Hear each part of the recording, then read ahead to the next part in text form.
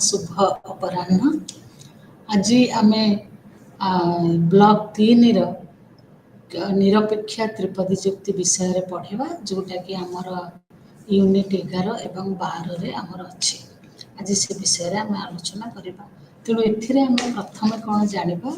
ना निरपेक्ष त्रिपदी जुक्ति जहाँ को आम खाली त्रिपदी जुक्ति कही था। निरपेक्ष त्रिपदी जुक्तिर संज्ञा कौन तार गठन कौन से विषय आलोचना करवा। तापर आम जाना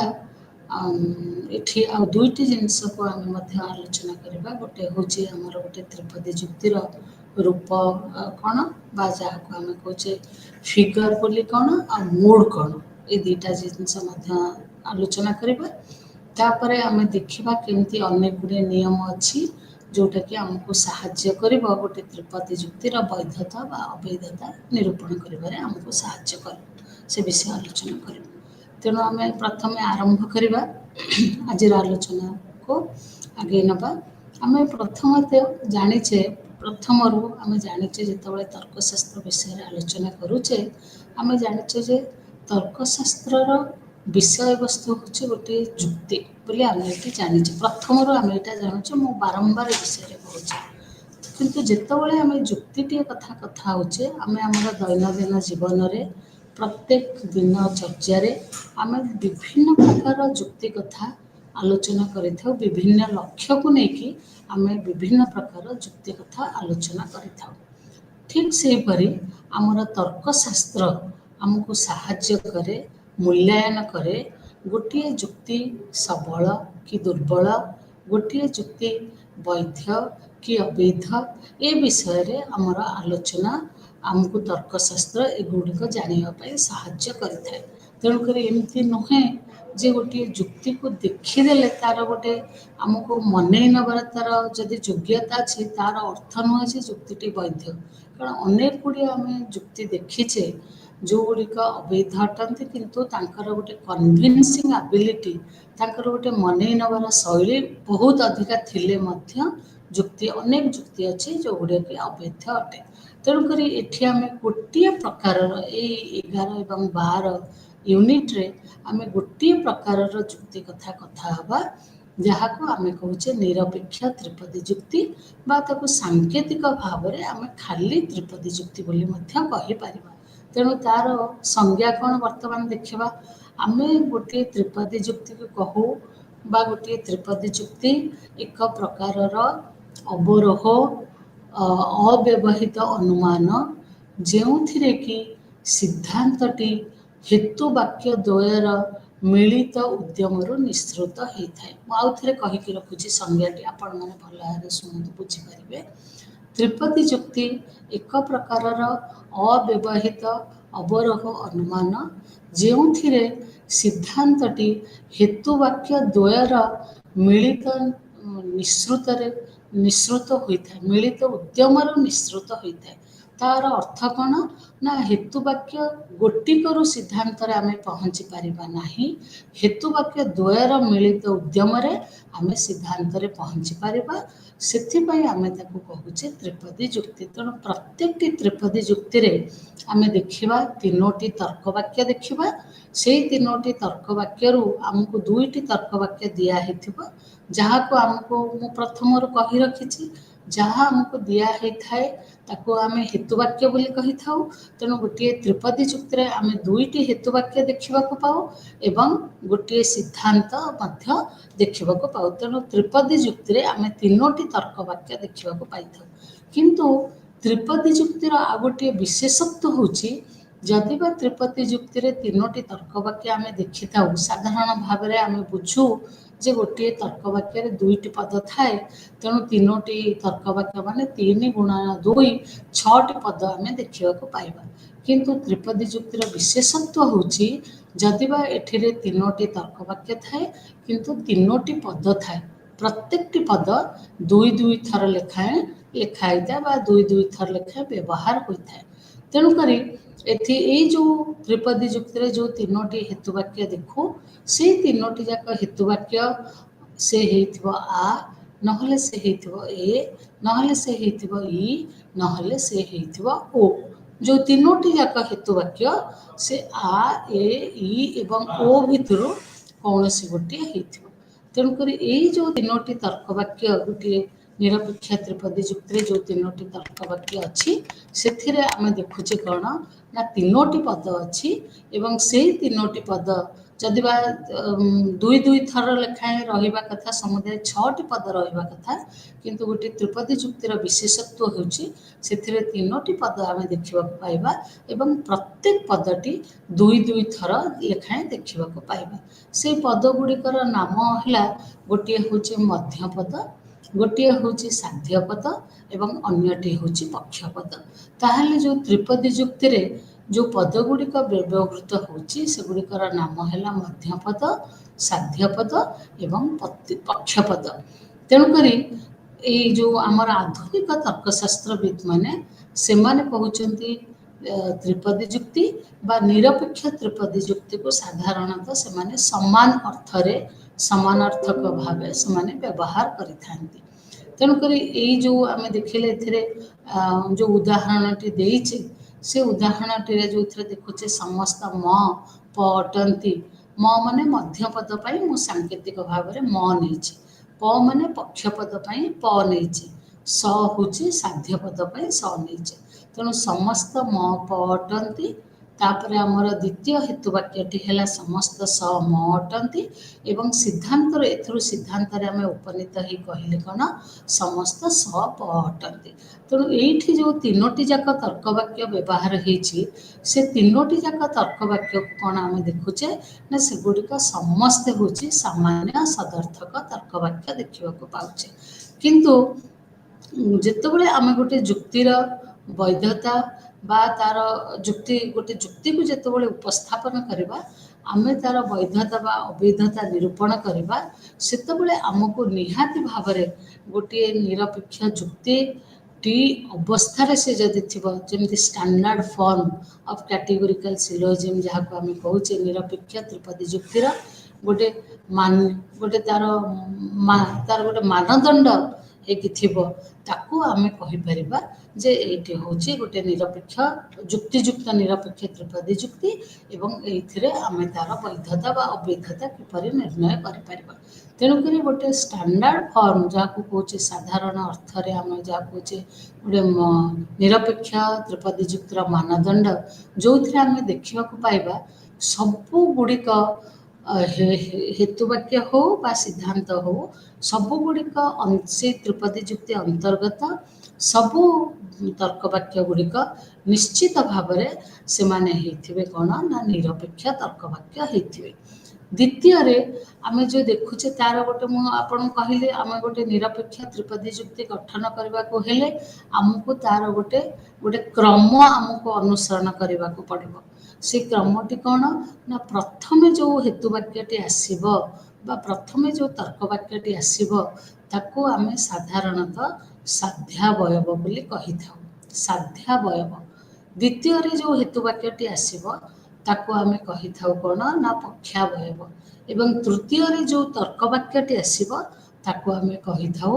सिद्धांत बोली कही था तेणु एतिक आलोचनार आम ये उपनीत हो पारिबा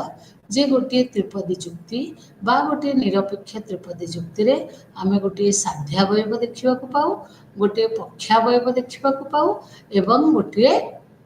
सिद्धांत देखा पाई था तीनोटी तर्कवाक्य को नहीं गठित से तर्कवाक्यर नामकरण कर प्रथमे जहाँ आसो साध्यावयव कहवा द्वितीय जहाँ आसो पक्षावयव कहवा तृतीय जहाँ आसो आम सिद्धांत बोली कहीपर तेणुक ये तीनोटी जाक को नेले आम कौन कर तीनोटी कारण मिलित उद्यम प्रथम संज्ञा जो दिखाई मिलित उद्यम बोली लिखाई तेणुक ये तीनोटी जाक को नेले आम कौन कर देखिपर परीक्षा करके जापर सिद्धांतटी निश्रुत होती ना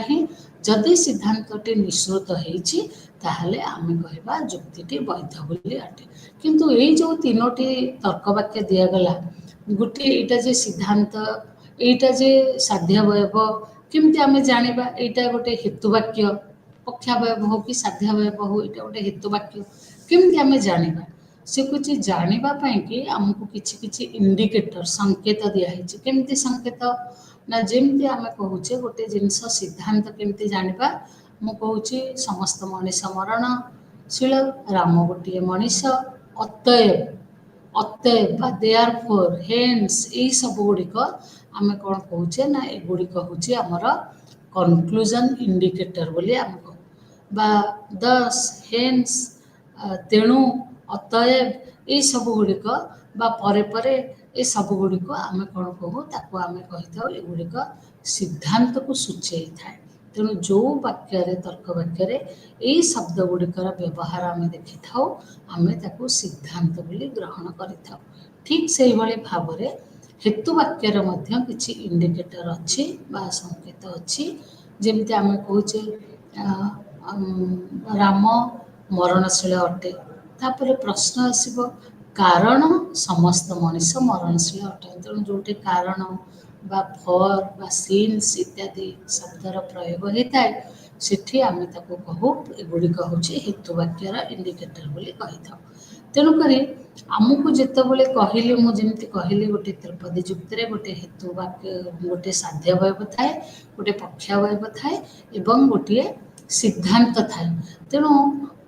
କେଉଁଟି ସାଧ୍ୟାବୟବ କେଉଁଟି ପକ୍ଷାବୟବ ତାକୁ ପୁଣି କେମିତି ଆମେ ନିର୍ଦ୍ଧାରଣ କରିପାରିବା। ତେଣୁ ସେଇ ଯେଉଁ ସାଧ୍ୟାବୟବ ପକ୍ଷାବୟବକୁ ଚିହ୍ନିବାକୁ ହେଲେ ଆମକୁ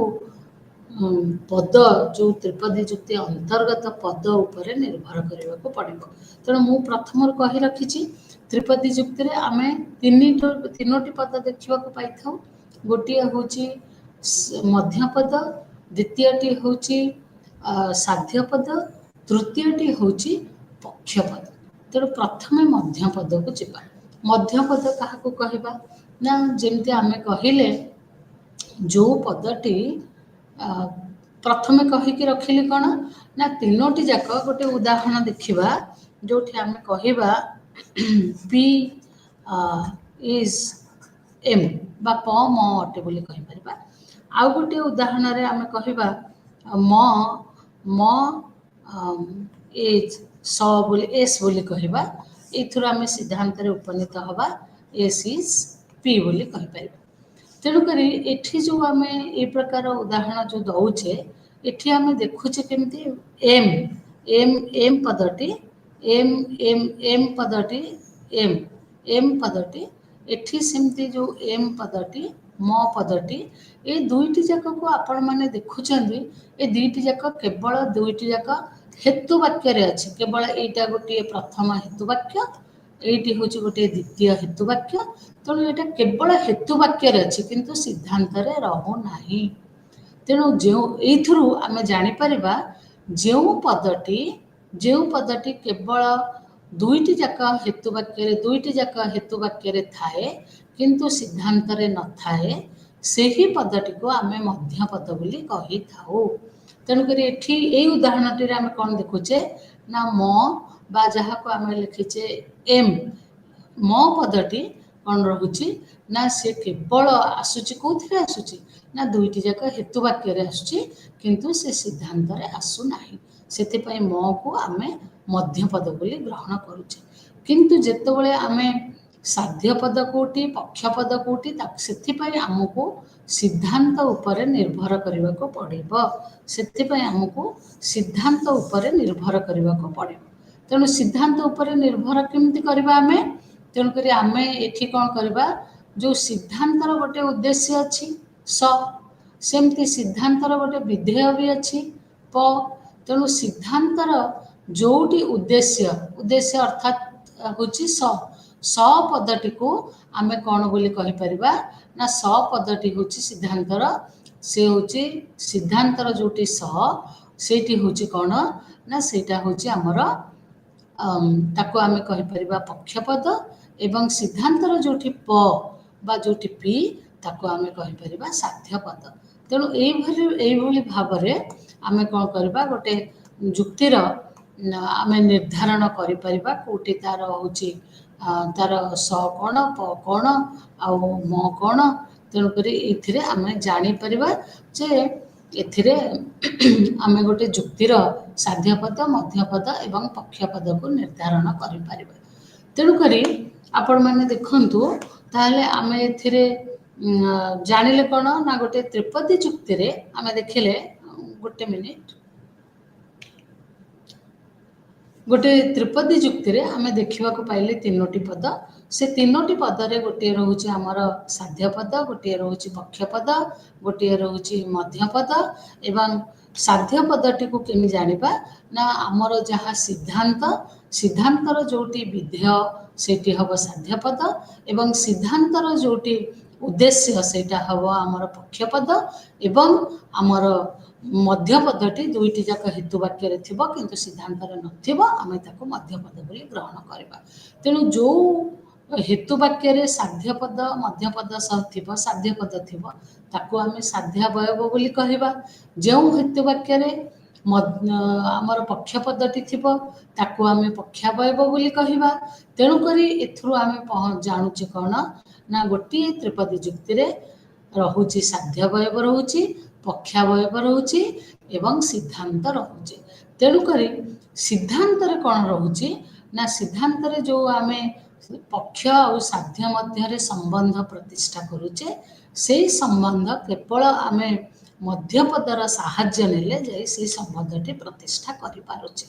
ତେଣୁ କେବଳ ଏତିକି ଜାଣିଦେଲେ ଯେ ସାଧ୍ୟାବୟବ, ପକ୍ଷାବୟବ ଆଉ ଆମର ତାକୁ କହୁଛେ ସିଦ୍ଧାନ୍ତ, ଏତିକି କେବଳ ଜାଣିଦେଲେ ଆମେ ଯୁକ୍ତିଟିଏ ବୈଧ ବା ଅବୈଧ ନିର୍ଣ୍ଣୟ କରିପାରିବା ନାହିଁ। ସେଥିପାଇଁ କି ଆମକୁ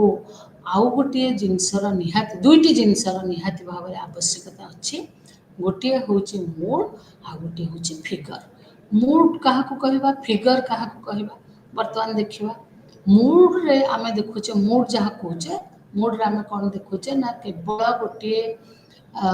ତ୍ରିପଦୀ ଯୁକ୍ତିରେ ଯେଉଁ ପ୍ରେମିସ୍ ବା ହେତୁବାକ୍ୟ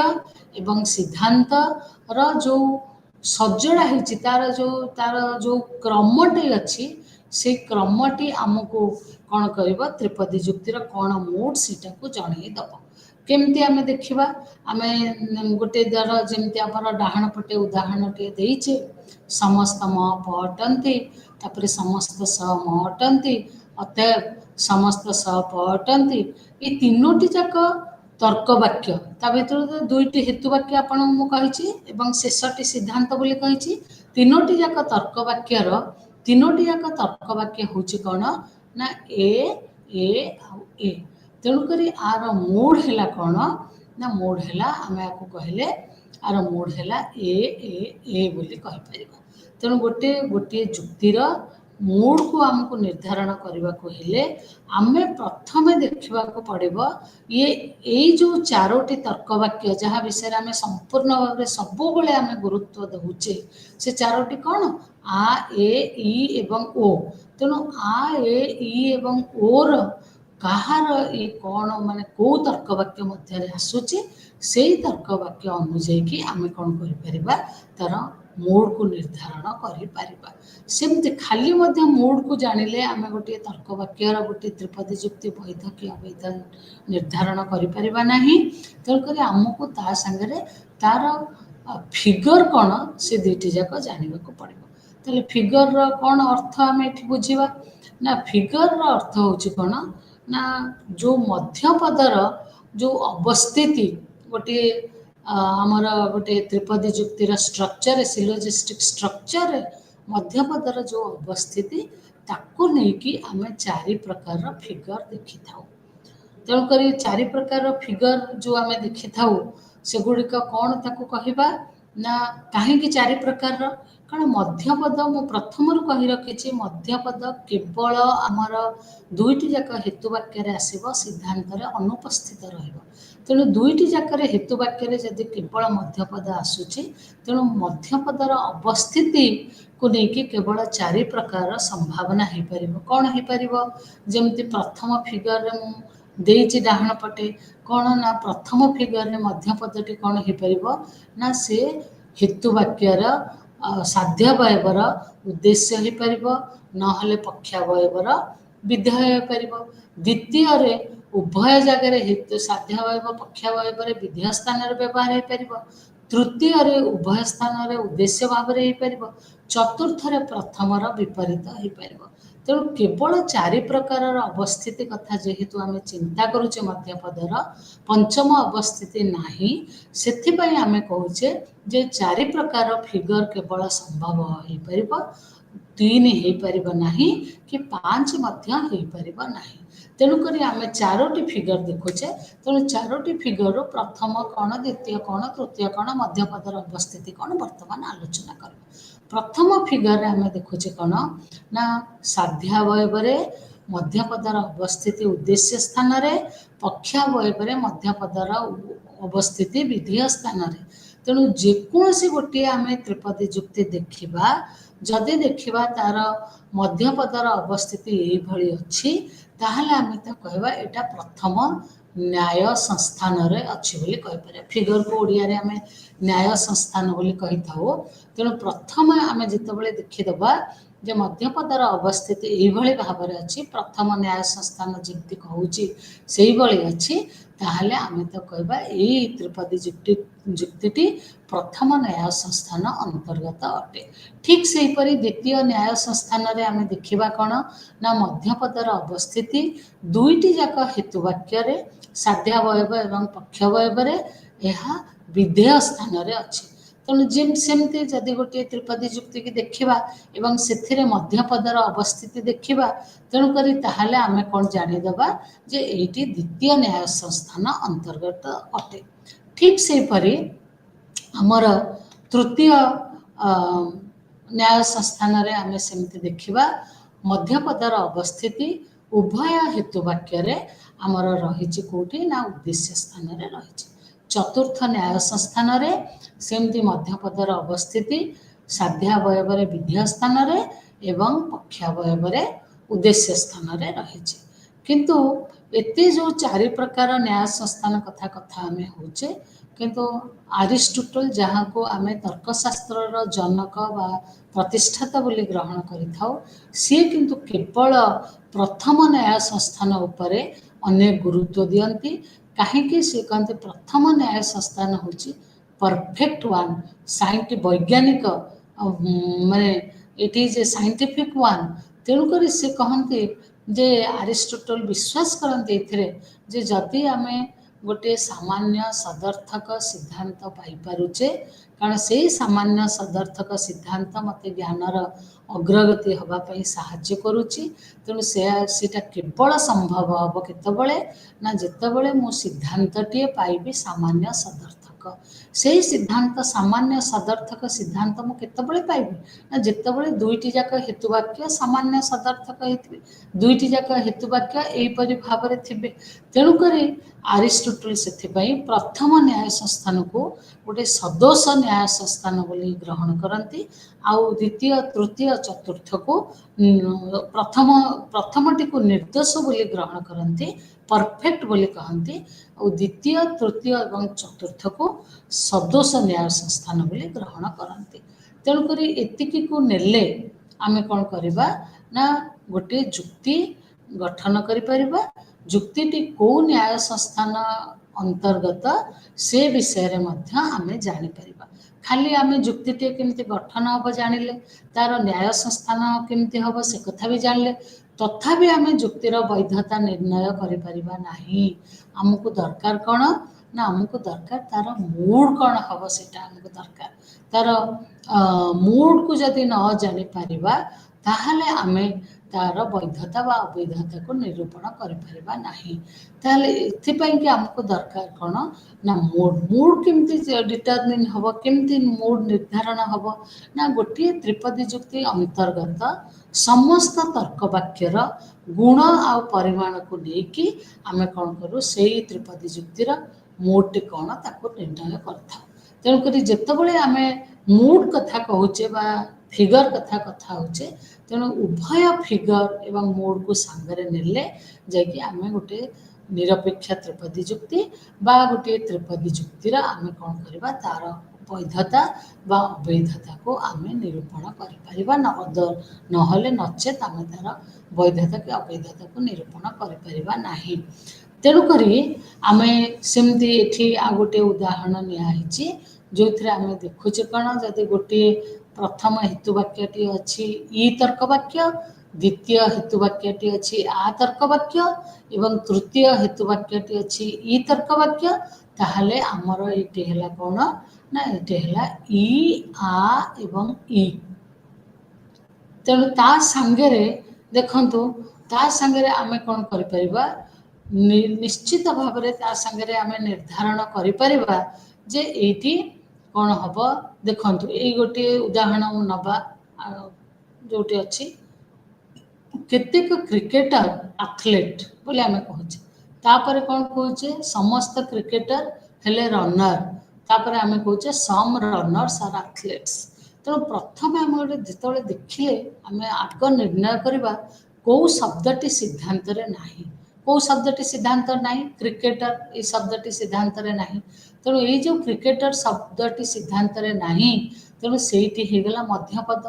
ତାପରେ ଆମେ କ'ଣ କଲେ ଆସିଗଲେ ସିଦ୍ଧାନ୍ତର ଯେଉଁଟା ଉଦ୍ଦେଶ୍ୟ କ'ଣ, ରନର ହେଇଗଲା ପକ୍ଷପଦ, ସେଥିପାଇଁ ଆକୁ ଆମେ କହିଲେ ପକ୍ଷାବୟବ। ଏଇଟି ହେଲା ସାଧ୍ୟପଦ, ଏଇଠି ଯେଉଁଠି ଅଛି ସାଧ୍ୟବୟବ। ଏଇଭଳି ଭାବରେ ଆମେ କ'ଣ କରିବା, କେଉଁଠି ମଧ୍ୟପଦ କେଉଁଠି ସାଧ୍ୟପଦ। କିନ୍ତୁ ଏଠି ଦେଖୁଛେ ମଧ୍ୟପଦର ଅବସ୍ଥିତି କ'ଣ, ମଧ୍ୟପଦର ଅବସ୍ଥିତି ଏଠି ଦୁଇଟି ଯାକ ହେତୁବାକ୍ୟରେ କେଉଁ ଜାଗାରେ ଅଛି, ଦୁଇଟି ଯାକ ହେତୁବାକ୍ୟରେ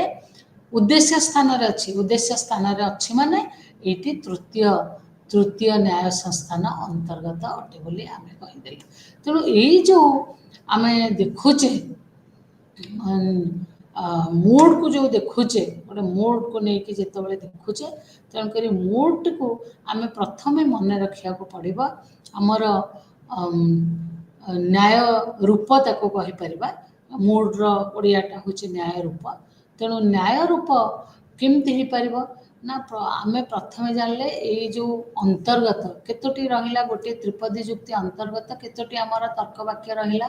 ନା ଗୋଟେ ରହିଲା 1, ତାପରେ ରହିଲା 2, ତାପରେ ରହିଲା 3। ଏଇ ତିନୋଟି ତର୍କ ବାକ୍ୟର କ'ଣ ହେବ, ତିନୋଟି ତର୍କ ବାକ୍ୟ ଏ ହେଇପାରେ, ନହେଲେ ଏଇଠି ଏ ଆଇ ହେଇପାରେ, ନହେଲେ ଆଇ ଏ ଆଇ ହେଇପାରେ, ଚାରିଟା ଭିତରୁ ଯେକୌଣସି ଗୋଟେ ହେଇଥିବ। ତେଣୁ କରିକି ଆମେ ପ୍ରଥମେ କ'ଣ ଜାଣିଲେ ନା ଆମର ଯେଉଁଠି ଆମେ କହୁଛେ କ'ଣ ମେଜର ପ୍ରେମିସ୍ କ'ଣ ହେଲା ନା 4 ପ୍ରକାର। ତାପରେ ଆମେ କ'ଣ କହିଲେ ମାଇନର ପ୍ରେମିସ୍ ହେଲା କେତେ, ଯାହାକୁ ଆମେ କହୁଛେ କ'ଣ, ଏଇଠି ହେଉଛି ସାଧ୍ୟବୟବ, ଏଇଠି ହେଉଛି ପକ୍ଷବୟବ। ସାଧ୍ୟବୟବ ହେଲା 4 ପ୍ରକାରର, ପକ୍ଷବୟବ ହେଲା 4 ପ୍ରକାରର। ତାପରେ ଆମର ଆସିଗଲା କ'ଣ ନା ଆମର ଆସିଗଲା ସିଦ୍ଧାନ୍ତ, ସେ ବି ହେଇଯିବ 4 ପ୍ରକାର। ତେଣୁ ଆମେ ଏଠି କେତେ ପ୍ରକାର ସମ୍ଭାବ୍ୟ ନ୍ୟାୟ ରୂପ ପାଇଲେ ନା 4 ଗୁଣନ 4 କେତେ ହେଲା, ସମୁଦାୟ ହେଲା 64ଟି ନ୍ୟାୟ ରୂପ ଆମେ ପାଇଲେ। ତେଣୁ 64ଟି ନ୍ୟାୟ ରୂପ ଭିତରୁ କେମିତି ହେବ ଦେଖନ୍ତୁ, ଆମର ଗୋଟେ ହେଇପାରେ, ଆମେ ଯେମିତି କହିଛେ ପ୍ରଥମରୁ ଆମର ଗୋଟେ ହେଇପାରେ ଏ ଇ, ଦେଖନ୍ତୁ ଏ ଇ ଆଇ ଓ, ଆଉ ଗୋଟେ ହେଇପାରେ କ'ଣ ଏ, ଆଉ ଗୋଟେ ହେଇପାରେ ଏ, ଏଇଟା ହେଇପାରେ ଇ, ଏଇଟା ହେଇପାରେ ଇ, ଏଇଟା ହେଇପାରେ ଆଇ, ଏଇଟା ହେଇପାରେ ଓ, ଏମିତି ହେଇପାରେ। ନହେଲେ ସେ ହେଇପାରେ କ'ଣ ଏ ଆଇ ଓ, ଇଏ କ'ଣ ହେବ, ସବୁଗୁଡ଼ିକ ଇ ହେଇପାରେ ଏଠି। ତେଣୁ ଏମିତି କରିକି ଆମେ ହିସାବ କଲେ ଆମେ ସମୁଦାୟ ପାଇପାରିବା 64ଟି ଆମେ ପାଇପାରିବା ନ୍ୟାୟ ରୂପ। ତେଣୁ ଏଇ ଯେଉଁ 64ଟି ନ୍ୟାୟ ରୂପ ଯେଉଁ ଆମେ ପାଇବା, ସେ 64ଟି ନ୍ୟାୟ ରୂପ ଯେଉଁ ଆମେ ପାଇବା, 64 ପୁଣି ଆମର 4ଟି କ'ଣ ରହୁଛି, 4ଟି ରହୁଛି ଆମର 4ଟି ରହୁଛି ନ୍ୟାୟ ସଂସ୍ଥାନ ରହୁଛି। ତେଣୁ ଆମର 64 ଗୁଣନ 4 ହେଇଗଲେ ଆମର ସମୁଦାୟ ହେଲା 256ଟି। ତେଣୁ ଆମେ ସମୁଦାୟ 256ଟି ଆମେ ପାଇପାରିବା ନ୍ୟାୟ ରୂପ, ସମ୍ଭାବ୍ୟ ନ୍ୟାୟ ରୂପ ଆମେ ପାଇପାରିବା 256ଟି। ତେଣୁକରି ଆମେ ଯେତେବେଳେ 256ଟି ସମ୍ଭାବ୍ୟ ନ୍ୟାୟ ରୂପ ପାଇପାରିବା, ସତରେ କ'ଣ ଏ 256ଟି ଯାକ ବୈଧ ହେଇଥିବ କି? 256ଟି ଯାକ କେବେ ବି ବୈଧ ହେଇନଥିବ। ତାହେଲେ ଆମର କେତୋଟି ବୈଧ ହେଇପାରିବ? ନା 256 ଭିତରୁ ଆମେ ବୈଧତା ବା ଅବୈଧତାକୁ କିପରି ନିରୂପଣ କରିପାରିବା? ନା ଯଦି ଆମେ କ'ଣ କରିବା ନା ତା ପାଇଁକି ଆମେ କିଛି ନିୟମର ଲାଗୁ କରିବା, କିଛି ନିୟମ ପ୍ରଣୟନ କରିବା, ନିୟମର ସାହାଯ୍ୟ ନେବା, ତାହେଲେ ଆମେ ଜାଣିପାରିବା ଏ 256ଟିରୁ କେତୋଟି ବୈଧ ବା କେତୋଟି ଅବୈଧ ଜାଣିପାରିବା। ଆମେ 256ରୁ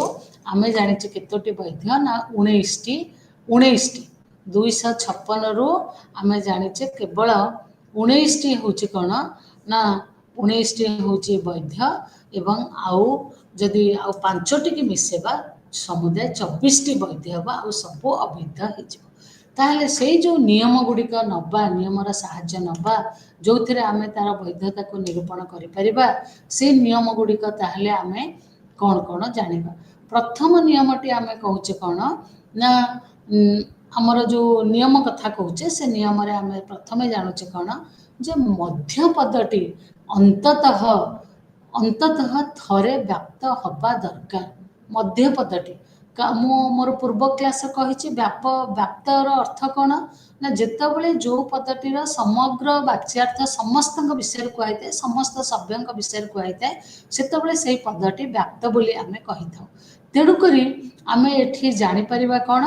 ନା ବ୍ୟାପ୍ତର ଅର୍ଥ କେମିତି ଜାଣିପାରିବା ନା ଯେତେବେଳେ ଯେଉଁ ପଦଟି ତାର ଏଣ୍ଟାୟାର ଡିନୋଟେସନରେ ନିଆ ହେଇଥିବ, ସେତେବେଳେ ଆମେ ତାକୁ ସେଇ ପଦଟି ବ୍ୟାପ୍ତ ବୋଲି ଆମେ କହିଥାଉ। ତେଣୁକରି ଏଠି ଆମେ ସେମିତି ଜାଣିପାରିବା ଯେ ବ୍ୟାପ୍ତ କଥା ଯେତେବେଳେ କହିବା, ଏମିତି ତାକୁ ବୁଝିବା, ପ୍ରଥମେ ଗୋଟେ ଛୋଟିଆ ସର୍କଲଟେ ନେବା, ତା ଭିତରେ ଆମେ ରଖିବା ଏସ୍ଟିକୁ ରଖିବା, ତାପରେ ଆଉ ଗୋଟିଏ ବଡ଼ ସର୍କଲ ନେବା, ତା ଭିତରେ ରଖିବା ପି, ତାପରେ ଆମେ ଆଉ ଗୋଟିଏ ବଡ଼ ସର୍କଲ ନେବା, ତା ଭିତରେ ରଖିବା ଏମ୍। ଆପଣ ଦେଖନ୍ତୁ ଏମ୍ ମାନେ ମଧ୍ୟପଦ। ମଧ୍ୟପଦ ଭିତରେ ସମସ୍ତେ ଆସିଯାଉଛନ୍ତି। ମଧ୍ୟପଦ ଭିତରେ ଆପଣ ଜାଣନ୍ତୁ, ମଧ୍ୟପଦ ଭିତରେ ସମସ୍ତେ ଆସିଗଲେ। ସାଧ୍ୟପଦ ଆସିଲା, ପକ୍ଷପଦ ଆସିଲା, ତାହେଲେ ଆମେ କ'ଣ କରିବା ସିଦ୍ଧାନ୍ତରେ ତା ଭିତରେ ଗୋଟେ ସମ୍ବନ୍ଧ ସ୍ଥାପନ କରିପାରିବା। ନହେଲେ ଆମେ ସିଦ୍ଧାନ୍ତ ଭିତରେ ଗୋଟେ ସମ୍ବନ୍ଧ ସ୍ଥାପନ କରିପାରିବା ନାହିଁ। ସେଥିପାଇଁକି ସେ କ'ଣ କୁହାହେଉଛି ନା ମଧ୍ୟପଦଟି ନିହାତି ଭାବରେ, ପ୍ରଥମ ନିୟମ କହୁଛି ମଧ୍ୟପଦଟି ଅନ୍ତତଃ ଥରେ ବ୍ୟାପ୍ତ ହେବା ଦରକାର। ଯଦି ବ୍ୟାପ୍ତ ନୁହେଁ ତାହେଲେ ନିଶ୍ଚିତ ଭାବରେ ଯୁକ୍ତି ତ ଅବୈଧ ହେବ, ତା ସାଙ୍ଗରେ ତର୍କ ଦୋଷ ଜାତ ହେବ, ଏବଂ ସେଇ ତର୍କ ଦୋଷକୁ ଆମେ ଅବୈଧ ମଧ୍ୟପଦ ଦୋଷ ବୋଲି ମଧ୍ୟ କହିପାରିବା। ଠିକ୍ ସେଇଭଳି ଭାବରେ ଦ୍ୱିତୀୟ ନିୟମ କହୁଛି ଯେଉଁ ପଦଟି ଆମର ହେତୁ ବାକ୍ୟ ଗୁଡ଼ିକରେ ବା ସାଧ୍ୟାବୟବ ବା ପକ୍ଷାବୟବରେ ବ୍ୟାପ୍ତ ହୋଇନାହିଁ, ତାହା ମଧ୍ୟ ସିଦ୍ଧାନ୍ତରେ ବ୍ୟାପ୍ତ ହେବ ନାହିଁ। କାରଣ ମୁଁ ପ୍ରଥମରୁ କହି ରଖିଛି ଅବରୋହ ଅନୁମାନ,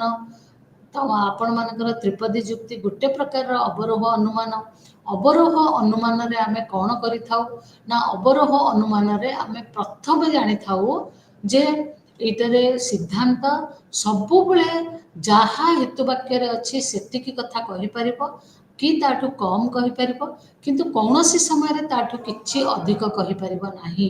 ଯଦି ସିଦ୍ଧାନ୍ତ କୌଣସି ସମୟରେ ତାଠୁ ଅଧିକା କଥା କିଛି କହିପାରିବ ନାହିଁ, ତାହେଲେ ଆମେ କଦାପି ହେତୁ ବାକ୍ୟରେ ଯେଉଁ ପଦଟି ବ୍ୟାପ୍ତ ହେଇନଥିବ,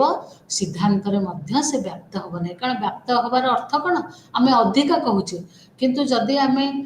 ହେତୁ ବାକ୍ୟରେ କମ୍ କହିକି ସିଦ୍ଧାନ୍ତରେ ଅଧିକା କହିବା, ତାହା ଦୋଷଯୁକ୍ତ ହେଇଯିବ, ତାହା ଅବରୋହ ଯୁକ୍ତି ହେବ ନାହିଁ। ତେଣୁ କିନ୍ତୁ ଆମେ ତ୍ରିପଦୀ ଯୁକ୍ତି ଗୋଟେ ଅବରୋହ ଯୁକ୍ତି ବୋଲି କହୁଛେ। ସେଥିପାଇଁ ଆମେ କ'ଣ କହୁଛେ ନା ଏଇଟା ନିହାତି ଭାବରେ ଯେଉଁ ପଦଟି ଅର୍ଥାତ୍ ସାଧ୍ୟପଦ ହେଉ କି ପକ୍ଷପଦ ହେଉ, ଯେଉଁ ପଦଟି ସିଦ୍ଧାନ୍ତରେ ଆମର ହେତୁ ବାକ୍ୟରେ ବ୍ୟାପ୍ତ ହୋଇନାହିଁ, ତାହା ସିଦ୍ଧାନ୍ତରେ ମଧ୍ୟ ବ୍ୟାପ୍ତ ହେଇପାରିବ ନାହିଁ। ଯଦି ଆମେ କିଛି ଦେଖିଲେ ଉଦାହରଣ ଯେଉଁଥିରେ ଆମେ ଦେଖିଲେ କି ସେ ସିଦ୍ଧାନ୍ତରେ ବ୍ୟାପ୍ତ ହେଇଛି, ତାହେଲେ ତାହା ଦୋଷଯୁକ୍ତ ହେବ, ଏବଂ ସେଠି ଆମେ କେଉଁ ଦୋଷ ପାଇବା ନା ଆମେ ସେଠି ଆମର ଯେଉଁ କହୁଛେ ଅବୈଧ ସାଧ୍ୟପଦ ଦୋଷ ପାଇବା, ନହେଲେ ଅବୈଧ ପକ୍ଷପଦ ଦୋଷ ମଧ୍ୟ ପାଇପାରିବା। ଯେମିତି ଏଇ ଗୋଟେ ଉଦାହରଣ ନିଆ ହେଇଛି ଯୋଉଠି ଦେଖାହଉଛି all horses are mammals, all whales are mammals, therefore all whales are mammals। ଏଠି आ तर्क वाक्य ମୁଁ ମୋର ପୂର୍ବ କ୍ଲାସରେ କହିଛି आ तर्क वाक्ୟରେ କେବଳ ଉଦ୍ଦେଶ୍ୟଟି ବ୍ୟାପ୍ତ ହୁଏ, ବିଧେୟ ବ୍ୟାପ୍ତ ହୁଏ ନାହିଁ। ଏଠି ବିଧେୟଟି ହେଉଛି ମଧ୍ୟପଦ ଥରେ ବ୍ୟାପ୍ତ ହେବା ଦରକାର 1 ନମ୍ବର ନିୟମ ଅନୁଯାୟୀ। ଯେହେତୁ ବ୍ୟାପ୍ତ ହୋଇନାହିଁ ତେଣୁକରି ଏଇଟି ହେଉଛି ଦୋଷଯୁକ୍ତ ଏବଂ ସେ ଫାଲାସିକୁ ଆମେ କହୁଛେ ଫାଲାସି ଅଫ୍ ଅନଡିଷ୍ଟ୍ରିବ୍ୟୁଟେଡ୍ ମିଡିଲ୍ ବା ଆମେ ତାକୁ କହିପାରିବା ଅବୈଧ ମଧ୍ୟପଦ ଦୋଷ ବୋଲି କହିପାରିବା। ଠିକ୍ ସେଇଭଳି ଭାବରେ ଆମେ ଯେମିତି କହିଲେ ଯେ ଆମର ସିଦ୍ଧାନ୍ତରେ ଯେଉଁ ଦୁଇଟି ପଦ ବ୍ୟବହାର ହେଉଛି, ଗୋଟିଏ ହେଉଛି ସାଧ୍ୟପଦ, ଗୋଟିଏ ହେଉଛି ପକ୍ଷପଦ।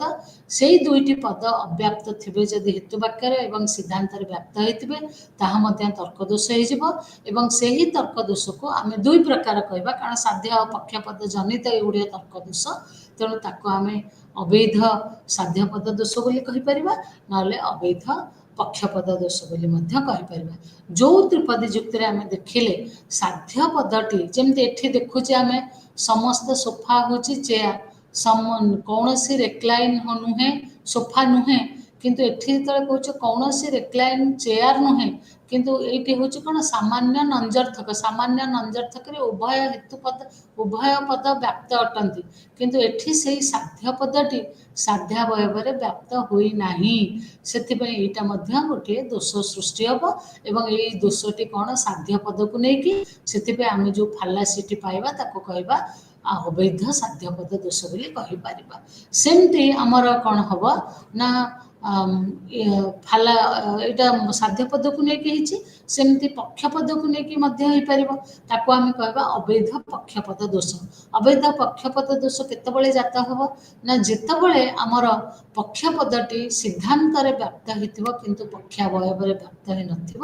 ତାହେଲେ ଆମର କ'ଣ ହେବ, ଯେଉଁ ଦୋଷ ଜାତ ହେବ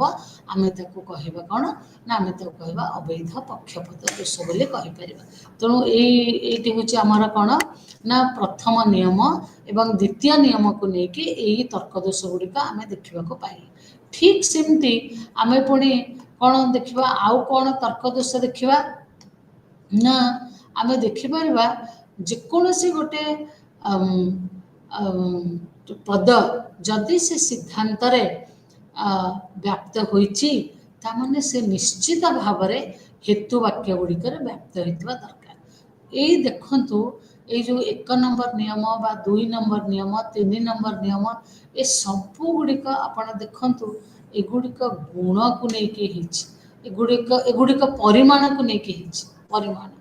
ପରିମାଣକୁ ନେଇକି ହେଇଛି। କାରଣ ଯେତେବେଳେ ବ୍ୟାପ୍ତ କଥା କହୁଛେ ଆମେ ପରିମାଣ କଥା ହଉଛେ, କିନ୍ତୁ ଶେଷ ତିନୋଟି ଯାକ ନିୟମ ଯେଉଁ ଦେଖୁଛେ ସେଗୁଡ଼ିକ ହେଉଛି କ'ଣ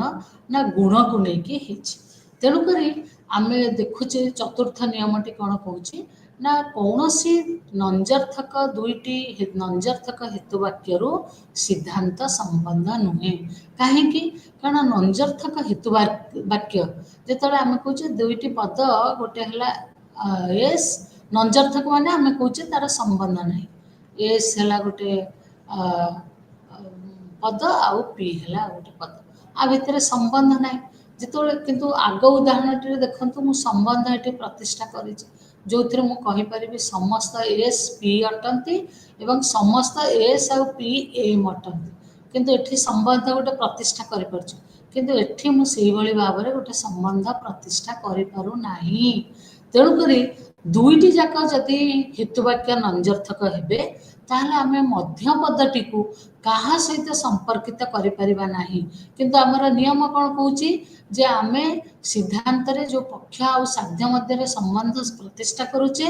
ମଧ୍ୟପଦର ସାହାଯ୍ୟ ନେଇକି ସମ୍ବନ୍ଧ ପ୍ରତିଷ୍ଠା କରୁଛେ, କିନ୍ତୁ ମନ ଇଚ୍ଛା କରିପାରିବା ନାହିଁ, ମଧ୍ୟପଦର ଆମକୁ ସାହାଯ୍ୟ ନେବାକୁ ପଡ଼ିବ। କିନ୍ତୁ ଯଦି ଆମେ ଏଠି ସମ୍ବନ୍ଧ ପ୍ରତିଷ୍ଠା କରିପାରିବା ନାହିଁ ମଧ୍ୟପଦ ସହିତ, ତାହେଲେ ଆମେ କଦାପି ସିଦ୍ଧାନ୍ତରେ ପହଞ୍ଚି ପାରିବା ନାହିଁ। ସେଥିପାଇଁ ଆମେ ତାକୁ ଗୋଟେ ନିୟମ ମଧ୍ୟରେ ଆବଦ୍ଧ କରି ରଖିଛେ ଏବଂ ସେଇ ନିୟମଟିକୁ ଆମେ କ'ଣ କହୁଛେ ନା ଏଇ ନିୟମଟି ହେଉଛି ଯେକୌଣସି ଦୁଇଟି ନଞ୍ଜର୍ଥକ ହେତୁ ବାକ୍ୟରୁ ସିଦ୍ଧାନ୍ତ ସମ୍ଭବ ନୁହେଁ ବୋଲି ଆମେ କହୁଛେ। ବୁଝିହେଲା? तापर नियमटी को आपण माने आसतु तापर नियमटी कहूँ जदि आमर दुईटी जाक हेतुवाक्य सदर्थक अच्छी ताहले सिद्धांत निश्चित भाव में सदर्थक हम तो साधारण कथा आमर आम जदि दुईटी जाक शब्द आम प्रथम कौन जानले दुईटी नंजर्थक हेतुवाक्य सिद्धांत संभव नुहे तापर नियम रे जानले कौन जदि आमर सिद्धांतटी अच्छी सदर्थक तार अर्थ कौन ना दुईटी जाक हेतुवाक्य सदर्थक आउ जदि आमर सिद्धांतटी नंजर्थक अच्छी धर गोटे देखिले गोटे सिद्धांत कौन रोचे ना नंजर्थक सिद्धांतटी रोचे सिद्धांतटी नंजर्थक रोचे ताहले तामाने सी कौन आमको इम्प्लाय करुची ना निश्चित भाव में गोटे हेतुवाक्य से हेतु नेगेटिव हेतु बोली इम्प्लाय करुची कहीं कारण मु ता आग नियम रे कौन कही जदि गोटे सिद्धांत आमर रोचे अफर्मेटिव से आमर आम इम्प्लाय कौन करवा आम जापर कौन ना दुईटी जाक हेतुवाक्य अफर्मेटिव तार अर्थ कौन ना जदि सिद्धांतटी है आमर नेगेटिव कनक्लूजन टा जदि आमर है नेगेटिव ताले आम से पाइबा कौन ना निश्चित भाव में दीटी तो हो पारे ना नियम आम मना कर देचे तेणु निश्चित भाव में गोटे हेतुवाक्य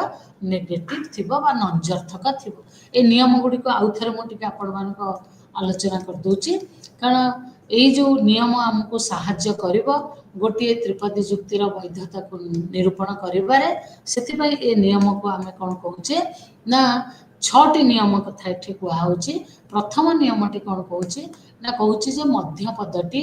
निश्चित भाव में थरे व्याप्त होइथिबा दरकार द्वितीय नियमटी कोन कहूची ना कहूची जे कोनोसी पद व्याप्त नुहे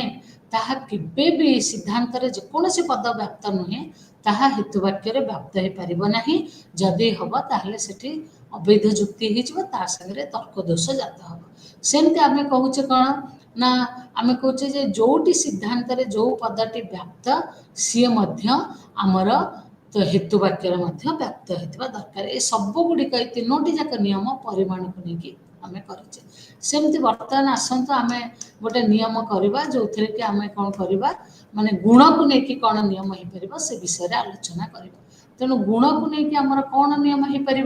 गुण को लेकिन आम कहूचे कौन ना दुईटी नंजर्थक हेतुवाक्य सिद्धांत संभव नुहे बोली कहूचे ठीक सेमती कहूचे जे जदि दुईटी जाक हेतुवाक्य सदर्थक ताले निश्चित भाव में आमर सिद्धांत सदर्थक हम आउ जदि गोटे आम जदि गोटे हेतुवाक्य अच्छी आमर नंजर्थक ताहले आमर सिद्धांत आमर हम नंजर्थक तेणु यही नियम गुड़िक को जदि आम ए नियमर जदि लंघन आम करवा ए नियम गुड़िक जदि आम मानवा ना जदि नियम गुड़िक मानिकी जुक्ति गठन कले तो बहुत बढ़िया कथा वेल एंड गुड आमर जुक्ति गुड़िक निश्चित भाव में वैध हो किंतु जदि नियमटी को आम न मानिले ताहले आमर कौन हम जुक्ति गुड़िक अवैध हो तेणुक आ छड़ा आम कौन करुचे ना आम दुई प्रकार गोटे जुक्तिर वैधता ये तो नियम दिगला साधारण नियम ए साधारण नियम को छाड़ी आम गोटे जुक्तिर वैधता बा अवैधता को अलग प्रकार निरूपण कर कौन ना आम गोटे जुक्तिर वैधता निरूपण केमती करें से आम दुईटी यूनिट रे आम दुईटी पद्धति विषय आलोचना करवा गोटे हूँ आमर अरिस्टोटेलीय पद्धति एवं आ गोटे हूँ भेनकर जो चित्र द्वारा जो तर्क वाक्य को आम व्यक्त करुचे से पद्धति तेणु गोटे हूँ अरिस्टोटेलियन मेथड आ गोटे हूँ भेन डायग्राम मेथड तेणुक ये मेथड ये पद्धति गुड़िकर साहाय्य नेले आम कौन कर अरिस्टोटेलियन जो मेथड बा पद्धति आम से गुड़िक आलोचना कर सारे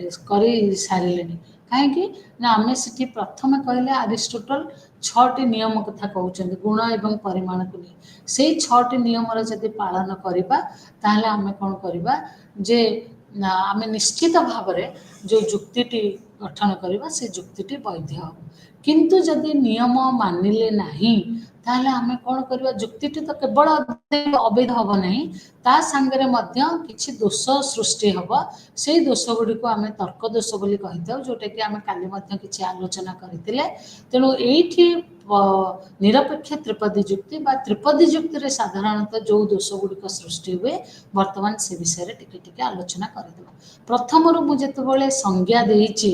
गोटे त्रिपदी जुक्तिर सेतबेले मु कहितली त्रिपदी जुक्तिर केवल तीनोटी तर्क वाक्य एवं केवल तीनोटी पद देखिबाको मिले किंतु जदि आमे देखिबा त्रिपदी जुक्ति रे अनेक गुडी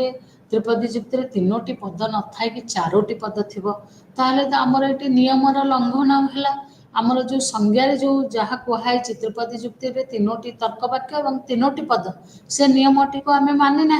नियमटी को लंघन जेहेतु करिचे जो तर्क दोष जात हब ताको आमे कहबा चतुष्पद तर्क दोष माने चारोटी एठी पद देखिबा को पाउचे तेणु करी एटा त्रिपदी जुक्ति न है कि से आउ कोन हब किंतु ताको आमे त्रिपदी जुक्ति बोली कहि परिबा नाही सेमति आमे जानिले हमर प्रथम नियम रे जे मध्य पदटी निहाती भाव में थरे व्याप्त हवा दरकार मध्य पदटी व्याप्त हेले ही आमे कौन करिपरिबा सिद्धांत रे आमे उभय उद्देश्य उभय साध्य पद एवं पक्ष पदर संबंध प्रतिष्ठा करिपरिबा जदि मध्य पदटी मूलरू जेकोसी गोटे कारण मध्य पदटी दुईटी हेतु वाक्य रे आसुची जेकोसी गोटे हेतु वाक्य व्याप्त हो गले बहुत भल किंतु जदि दीटा जाक व्याप्त हेले आहुरी भल किंतु बिल्कुल जदि न हब व्याप्त कोठी ताहले आमर जो दोष जात हब ताको आमे कहबा फालासी ऑफ अनडिस्ट्रीब्यूटेड मिडिल बा ताको आमे कहबा अव्याप्त मध्यपद दोष बोली ताको कहबा ठीक से भली भाबरे आमर आउ गोटे फालासी अछि जो तर्क दोष सृष्टि होछि जहा को आमे कहूचे इलिसिट प्रोसेस बा अवैधता जोगु से फालासी से तर्क दोष जात होछि एटी मध्य दुई प्रकार हब आमे एठी आलोचना करि परिबा त्रिपदी जुक्ति रे त्रिपदी जुक्ति संबंध रे एटी दुई प्रकार हे परिबो गोटे अवैध साध्य पद हे परिबो नहले अवैध मध्य पद हे परिबो अवैध पक्ष पद हे परिबो अवैध साध्य पद केतेबेले हबो ना जदि साध्य पदटी हेतु वाक्य रे बा साध्य वयव रे अव्याप्त थाई सिद्धांत रे व्याप्त होई थाए ताहले हमर अवैध साध्य पद दोष जात हो ठीक से भली भाव में जदि पक्ष पदटी पक्षावयव रे अव्याप्त थाई सिद्धांत रे व्याप्त हुए तेबे आमर अवैध पक्षपद दोष जात हो ठीक से भली आमे भी कहि परिबा जो नियमटी अछि दुईटी नंजर्थक हेतु वाक्य सिद्धांत संभव नुहे तेणु करी आमे ताको कहबा कोन ना जदि आमे दुईटी हेतु वाक्य गोटे माने आमे गोटे सिद्धांत आनिबा को चाहूचे जेमती ए उदाहरणटी नै परिबा आपण माने नो काउज आर कार्निवोरस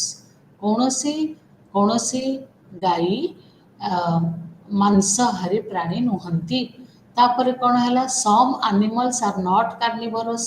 केतेक प्राणी मांसाहारी नुहंती ता भितर आमे जदि सिद्धांत आनिबा केतेक प्राणी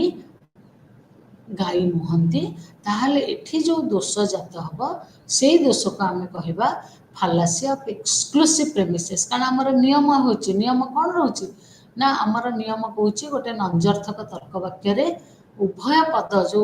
उद्देश्य पद विधेय पद ता भितरे गोटे एक्सक्लूसिव संबंध ता भितरे गोटे संबंध सेटा को नकारात्मक संबंध बोली कहि परिबो बा दे आर एक्सक्लूसिवली सेमानक भितरे गोटे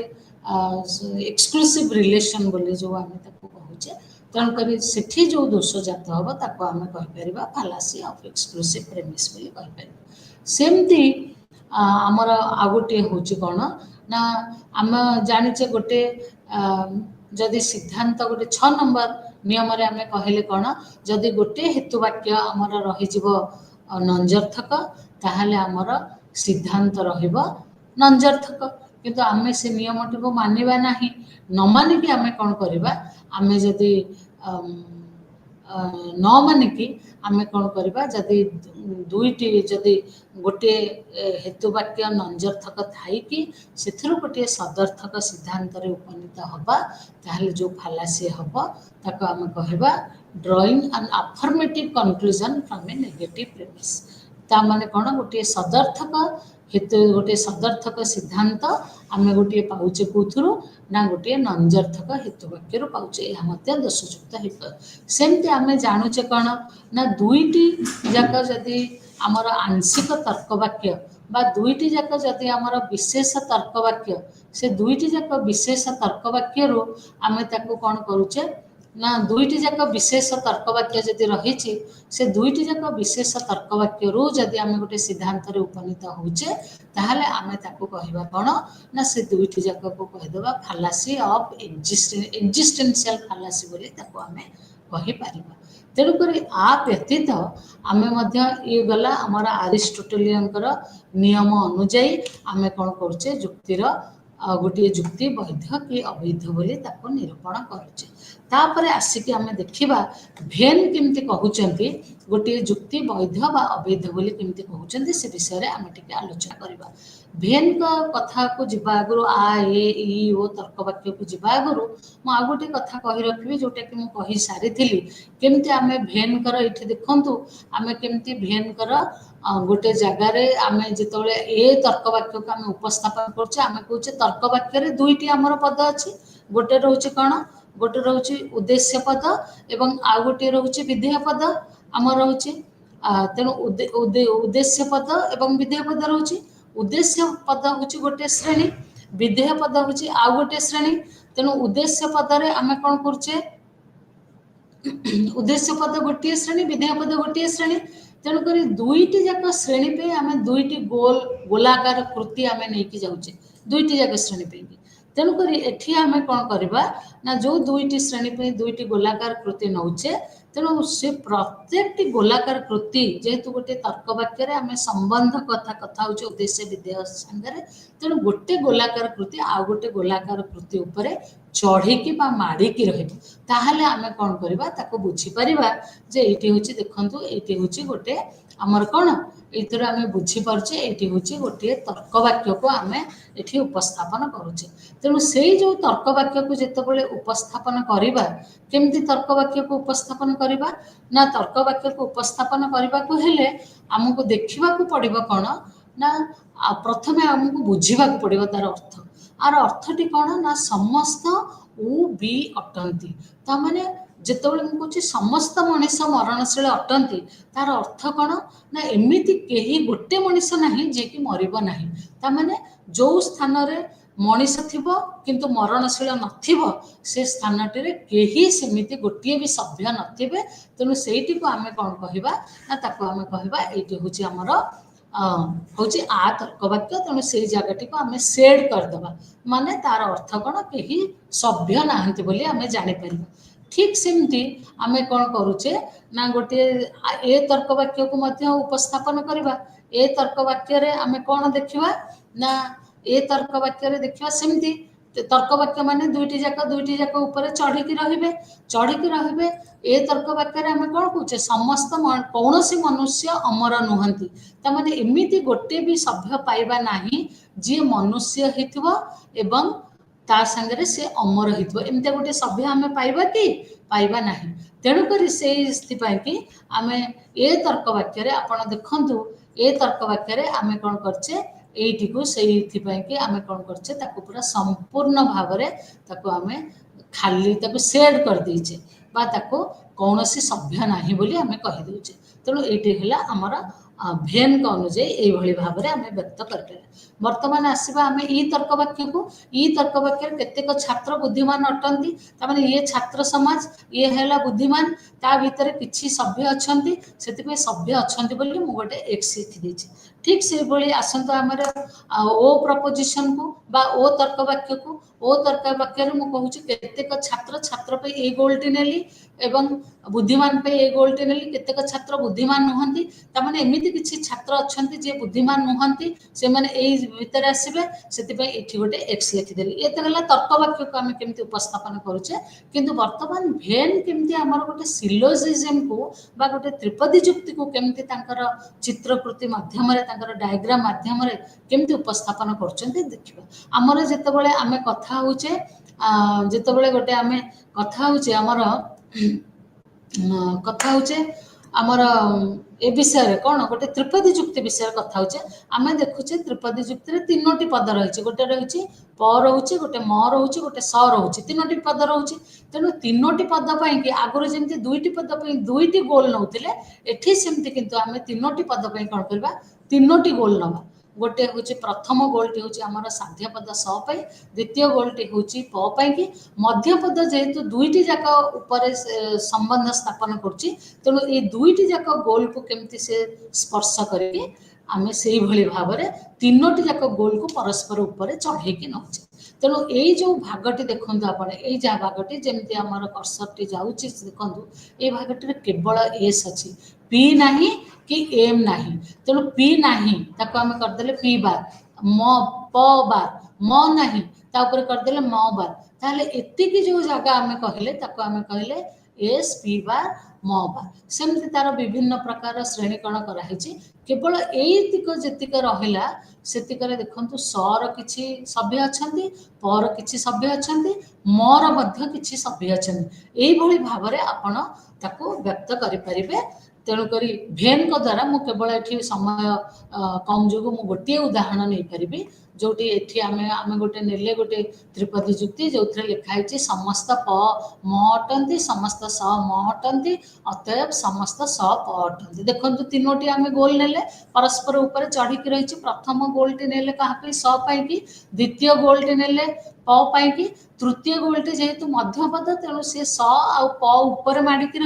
तेणु तीनोटी जाक नेले प्रथम हेतु वाक्यटी कौन कौन साध्य भाव कौच समस्त प म अटंती तेणु प बाहर समस्त समस्त प म अटंती तेणु म बाहर प म अटंती माने म बाहर जेतिक रहिले प सेतिक होइजिबे कौन ना सेतिकर केही सभ्य नाहंती बोली आमे कहले तापर कौन कहले समस्त स म अटंती बोली कहीदेले तेणु समस्त स म अटंती जो कहले ताकू से अनुजाई सेड कर दे गले तापर आमे कहले कौन जो थे आम सिद्धांत पहुँचले समस्त स प अटंती तेणु समस्त स माने स बाहर आ म इर प एतिकी जगह हो पार तेणुक ये भाव में आम गोटे त्रिपदी जुक्ति को भेन डायग्राम रे बुझे पारिबा वर्तमान ये सब नियम आम जहाँ देखिले से नियम को लागू करके आम त्रिपदी जुक्ति मध्य केवल एतिकी जिनस आम भैलिड पाइपर गोटे भैलिड मोड बा जहाँ को आम कहे न्याय रूप एवं सेटा कौ न्याय संस्थान तार गोटे स्वतंत्र नामकरण अच्छी ए न्याय संस्थान एक तार ना हूँ बारबरा ई न्याय संस्थान एक तार ना हूँ सेलारेंट ए ये हूँ प्रथम न्याय संस्थान ता ना हूँ डारी ई आई ओ बा ए प्रथम न्याय संस्थान तार नाम हूँ फेरियो सेमती ए द्वितीय न्याय संस्थान तार नाम हूँ कैमेस्ट्रस सेमती ए द्वितीय न्याय संस्थान तार ना हूँ सेसारे सेमती ओ द्वितीय न्याय संस्थान तार ना हूँ बारोको ई ओ ता ना हूँ फेस्टिनो एमती करके आम देखिले चतुर्थ न्याय संस्थान भी नहीं देखिले आम समुदाय आम पाचे केतोटी ना 14टी न्याय संस्थान आम पाचे बोली देखा 14टी वैध न्याय संस्थान आम पाचे बोली देखा पाचे तेणुक मु प्रथम जो कही आपण मानू आम गोटे जुक्तिर वैधता अवैधता निरूपण करवा विभिन्न प्रकार पद्धति अच्छी किंतु साधारणतः आम आरिस्टोटेलीय पद्धति अनुसरण करुचे आरिस्टोटेल पद्धति रे आम देखुचे 6टी नियम दिखाई से नियम गुड़ी को जदि मानिबा ताहले आम यही 14टी वैध न्याय रूप पाइपर ये 14टी वैध त्रिपदी जुक्ति पाइपर ठीक सेमती आम जदि आरिस्टोटेल आउ 5टी दुर्बल कृति न्याय रूप कथा कहते किंतु भेन से गुड़ी को मना करुचंती सेथिपाई उभय भेन एवं आरिस्टोटेल मत को जदि ग्रहण करवा ताहले आम केवल 14टी न्याय रूप देखा पाइबा समुदाय त्रिपदी जुक्ति आम 14टी केवल न्याय रूप देखा पाइबा जेकोसी वैध न्याय त्रिपदी जुक्ति गठन करबा कहले हमकु नियम गुड़िक अनुसरण करबा नियम गुड़िक जदि लंघन करबा बा उल्लंघन करबा ताले निश्चित भाव में आमर जुक्ति अवैध हो जिवो ता सह आमे किछि ना किछि तर्क दोष आमे जात करबा एवं तर्क दोष विषय रे मध्ये आलोचना कले तेणु आजिर आलोचना को एठी रखी रहबा। नमस्कार।